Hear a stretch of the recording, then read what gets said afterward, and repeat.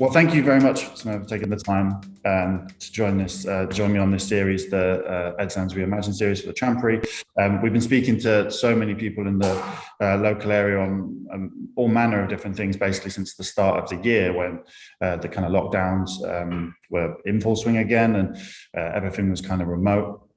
And it's been really interesting, to connect with you on this, the People's Pavilion project, and Beyond the Box, because obviously it's been really nice recently to see this project come to life in the area again in a physical thing, because we've been so digital for so long.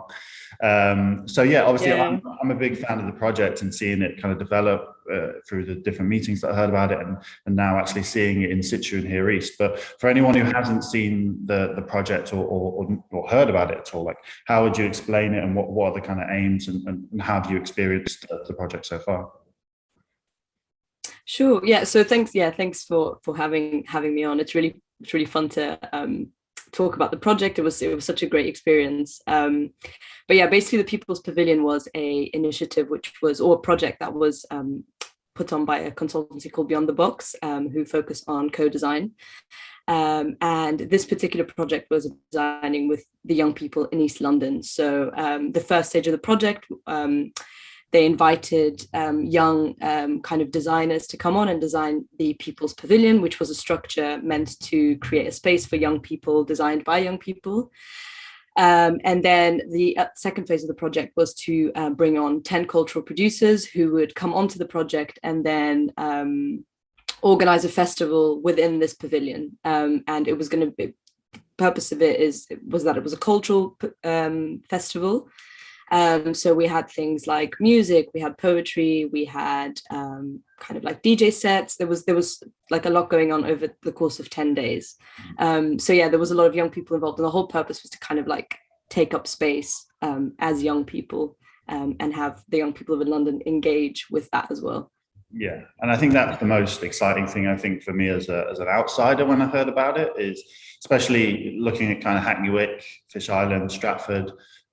So much change has happened, right? And I guess it's Yeah. who has obviously, it's very well considered, and there's great plans, and a lot of people are considered, of course, but oftentimes I feel like there is a missing piece about truly young people being able to be involved in the whole process and see something come to life. So I guess, how do you see this model of integrating young people with professionals in industry, education, and then obviously a truly realized thing, like having all the stakeholders involved?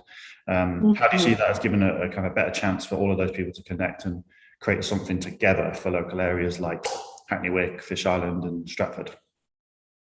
Yeah, so I mean, I think a model like this is incredibly important. And it's kind of it's really interesting because kind of throughout it, and from the beginning of the process, it just makes so much sense that when you're redeveloping an area, that you're doing community outreach and that you're talking to the people there. And I think if you're not asking them the questions like, what do you want, what do you care about, what do you need, then who are you actually serving? Of conversations that are being had throughout the process are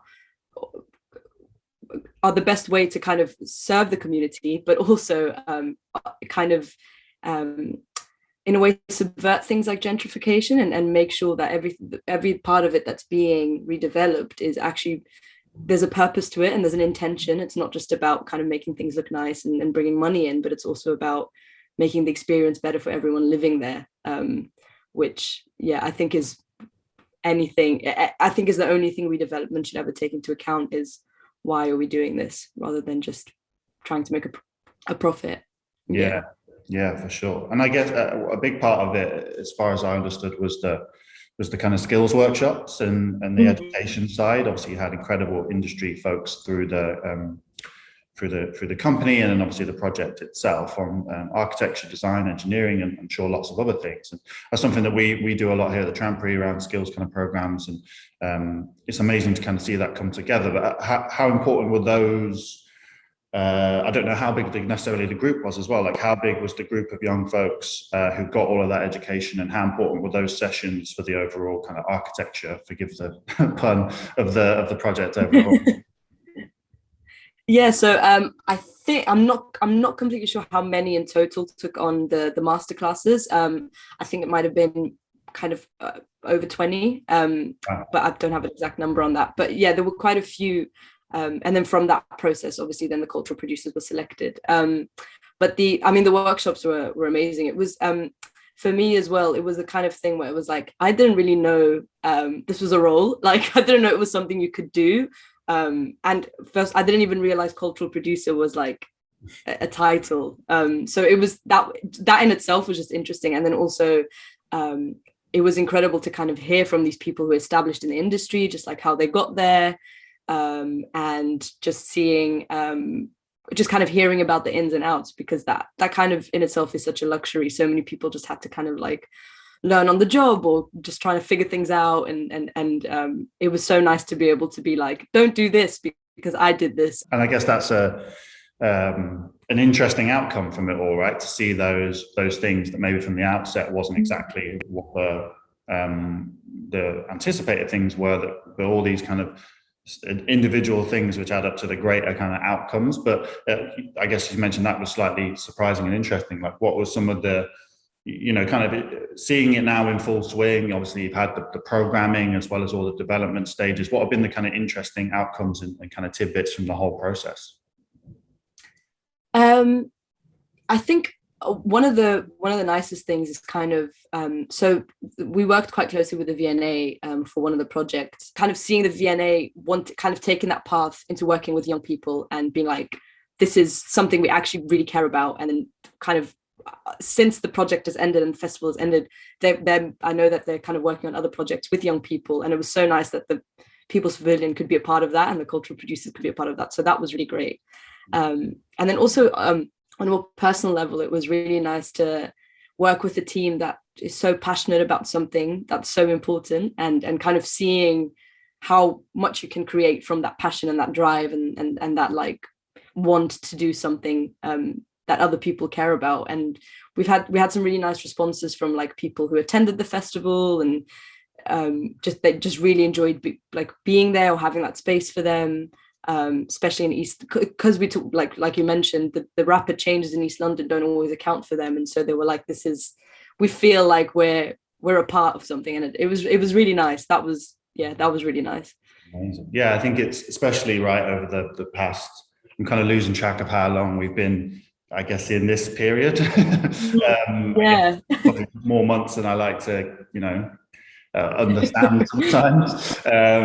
But yeah, like over this period, and I think something that, we are big proponents of the in real life, really bringing people physically into a space and what physical space can mean to people in so many parts of work and their personal life, and how those things kind of intermingle in interesting ways now. And I guess, this pavilion being in, the open kind of space of here East, a very busy, vibrant part of the neighborhood now. And, as I say, coming out of this 18-month period where we were doing a lot of this and less of that kind of physical stuff, like how important was that kind of, and how did you feel the kind of attendance of how are people feeling? Was it kind of that relief feeling of everyone seeing something in actuality and the energy of real life again? Could you kind of feel that through the pavilion as an outcome towards the end?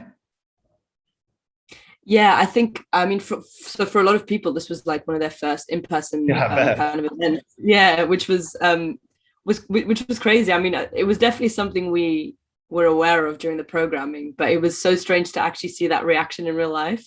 Just being like, I'm seeing people, like, and like people hugging each other. It was so nice. So there was definitely a kind of energy of like, and even for a lot of the collaborators that we worked with, they were like, this is my first in-person event in a very long time as well. And there was this very like this consensus of like, we're all here, we're all in person, and this is really nice for everyone to just be able to experience it like physically rather than just over a screen, because it really is so, it is completely different.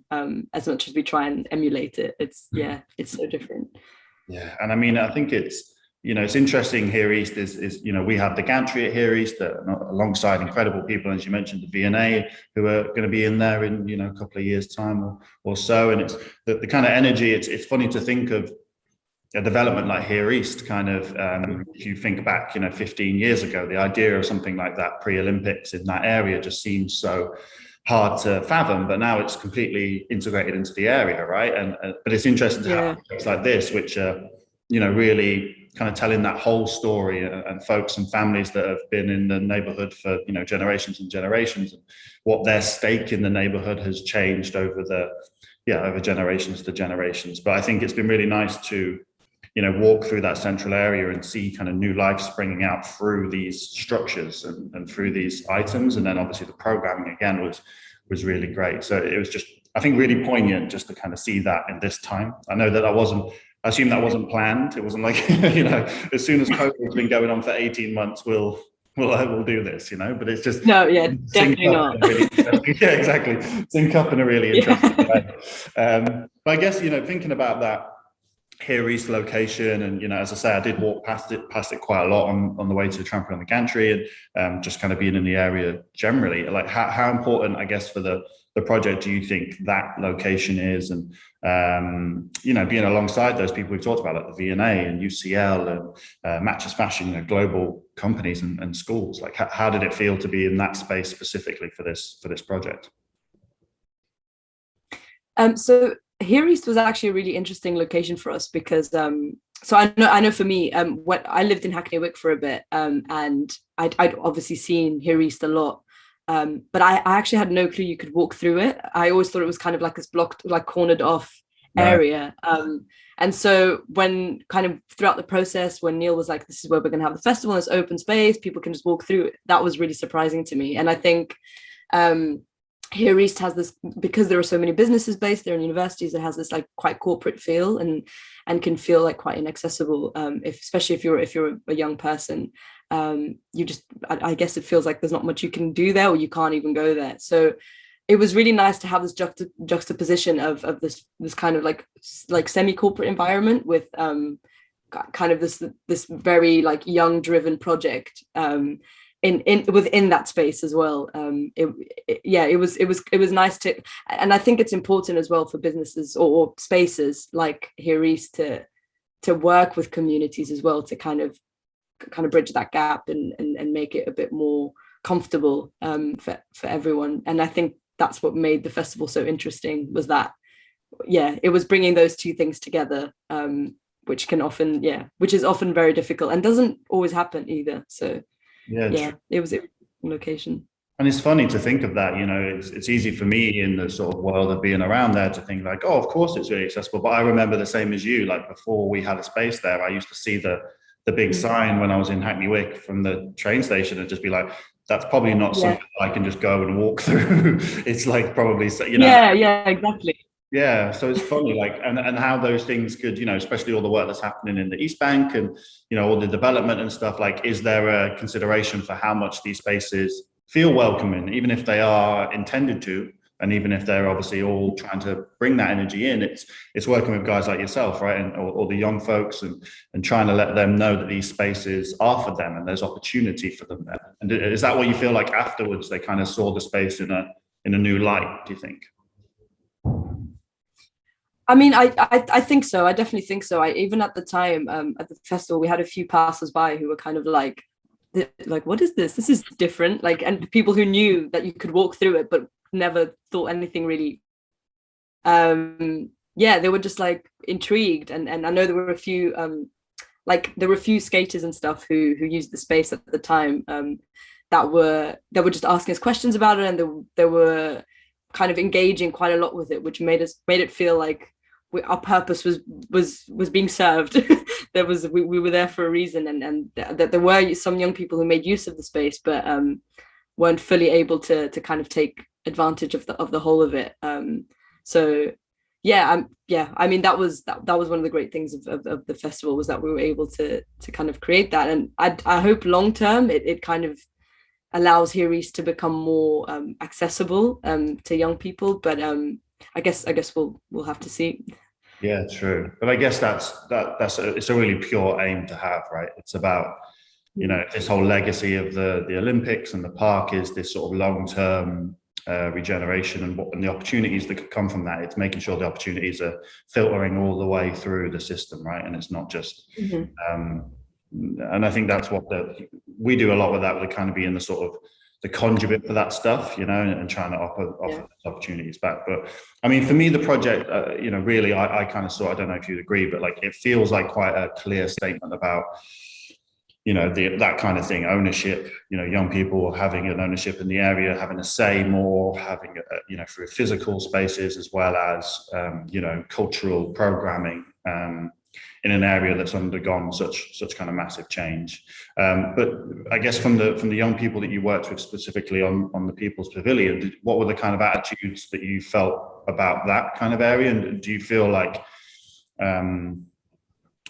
those folks are being kind of considered in the area enough, or do you feel there's a lot of change to be done in regards to that?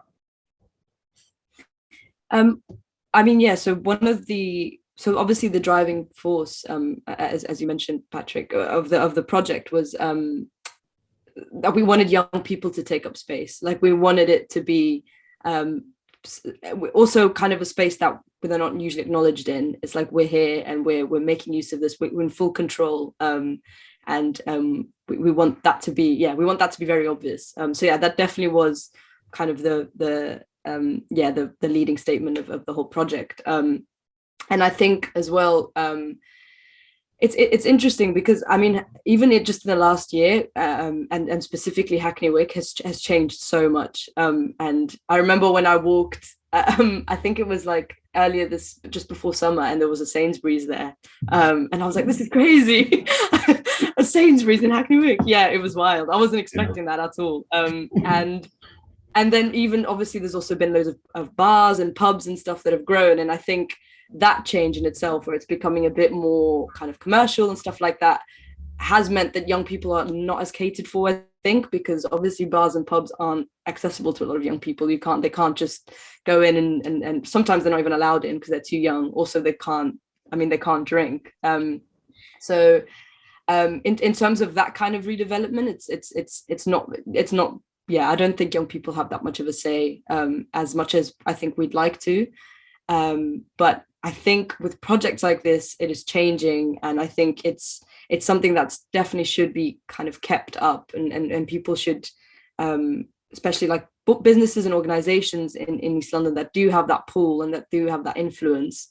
I see them trying to make an effort and working with young people and doing that outreach, and I'm really hoping that kind of creates more of a space, because I mean the problem isn't just that young people aren't taken into account. There's loads of actually disenfranchised communities that aren't being heard and listened to and not being accounted for, and it's so important to listen to them and to include them as well, because I mean they've been there, you know, they're the ones who have kind of like built a lot of the communities up there, and it's important to recognize them and listen to them and take them into account. So yeah, I mean I think it's important to just keep that momentum and make sure that they are heard, and because it has proven difficult, like kind of in the past and in areas like this, that they've had to either leave or just don't feel comfortable anymore.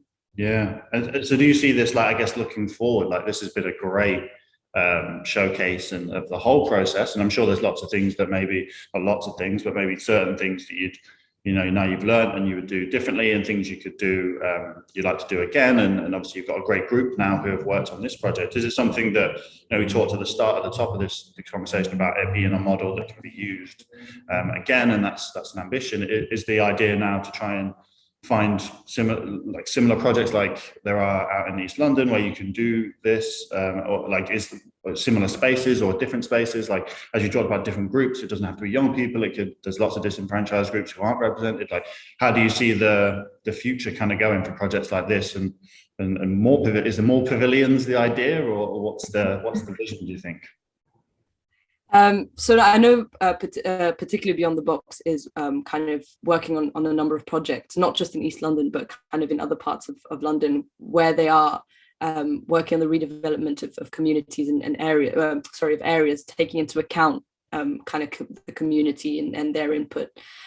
So I definitely see this as becoming something that's going to be more and more kind of relevant, and something that more, not even specifically maybe just Beyond the Box, but other organizations are going to start doing, because I mean, it's like I said at the beginning, I don't understand how it can be done without kind of that community outreach. And I think, yeah, it's just, it definitely something that's going to become more relevant. And well, at least I definitely hope so. And I think for Beyond the Box, there's, there's a lot that they're kind of looking towards doing, with young people. I know is definitely kind of a priority. But just generally, just kind of enriching communities and empowering them is so important. And or not even just empowering them, just giving them that space, that platform, to just say what they want to say and haven't been able to for so long, or ever been able to.